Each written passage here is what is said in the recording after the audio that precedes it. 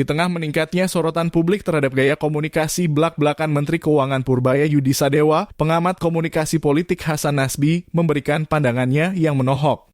Melalui kanal YouTube pribadinya pada Minggu 26 Oktober 2025, Hasan mengingatkan pentingnya menjaga etika dan kehati-hatian dalam berkomunikasi di ruang publik, terutama antar pejabat dalam satu kabinet.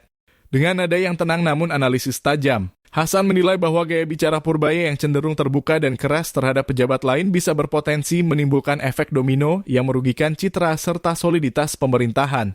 Kalau bicara dalam konteks pemerintah, sesama anggota kabinet sebaiknya tidak saling menyerang di depan umum. Karena itu bisa melemahkan pemerintah, ujar Hasan.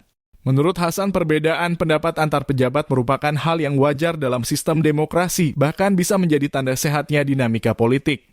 Namun, ia menegaskan bahwa cara dan tempat menyampaikan kritik sangat menentukan dampaknya. Kalau mau saling koreksi, berdebat atau marah-marah, lakukan di ruang tertutup. Tapi kalau dilakukan di ruang terbuka, justru akan menghibur orang-orang yang tidak sejalan dengan pemerintah, kata Hasan. Hasan mengingatkan bahwa masyarakat saat ini sangat sensitif terhadap setiap ucapan pejabat tinggi negara. Sedikit saja salah langkah atau nada bicara yang dianggap menyerang, publik dapat menilai bahwa koordinasi antar menteri tidak solid. Rakyat butuh melihat pemerintah yang kompak dan fokus pada kerja. Kalau yang muncul malah saling sindir di media, masyarakat bisa kehilangan kepercayaan, tegasnya. Dalam video berdurasi 34 menit itu, Hasan juga menyoroti bahwa pejabat publik kini tidak hanya dinilai dari kinerja kebijakan, tetapi juga dari cara berkomunikasi dan gestur politiknya. Menurutnya, dua tanggung jawab besar yang diemban pejabat publik adalah menjalankan kebijakan dengan baik serta menjaga kepercayaan publik. Ketika perbedaan pendapat disampaikan secara terbuka dan emosional, pesan kerja sama pemerintah menjadi kabur dan kehilangan arah. Hal tersebut, ujar Hasan, berpotensi menciptakan narasi perpecahan di tengah masyarakat. Pernyataan Hasan muncul di tengah meningkatnya perhatian publik terhadap sejumlah pernyataan Menteri Purbaya yang dinilai terlalu keras dalam menyampaikan kritik kepada pejabat daerah maupun rekan sesama kementerian.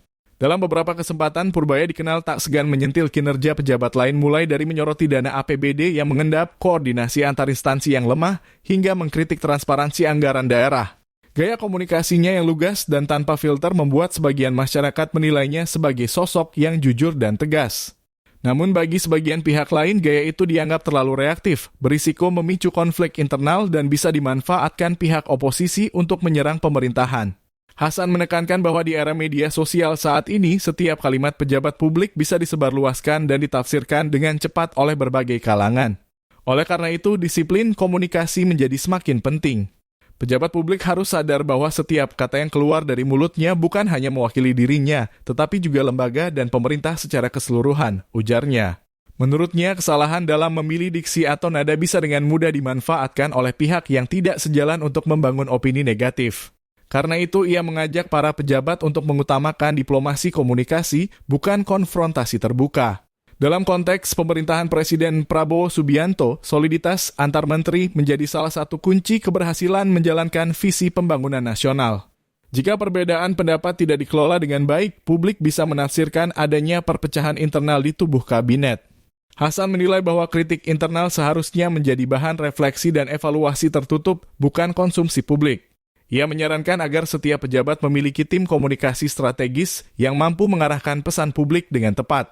Komunikasi politik bukan soal siapa yang paling keras, tapi siapa yang paling efektif membangun kepercayaan rakyat, tegasnya menutup pernyataan. Pandangan Hasan Nasbi menjadi pengingat penting bahwa transparansi dan keterbukaan tidak boleh kehilangan unsur etika dan kehati-hatian.